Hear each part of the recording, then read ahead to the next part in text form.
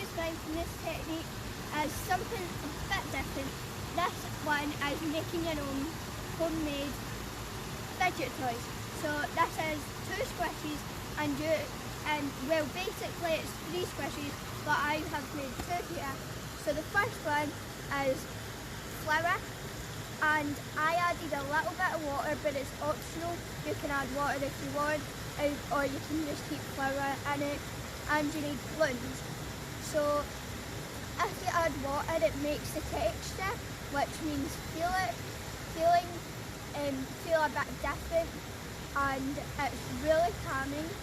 And sometimes if you put loud stuff in it, like beads or something, you can maybe hear it and it sounds nice, but this one is just a squishing one. And this next one is lentils in it.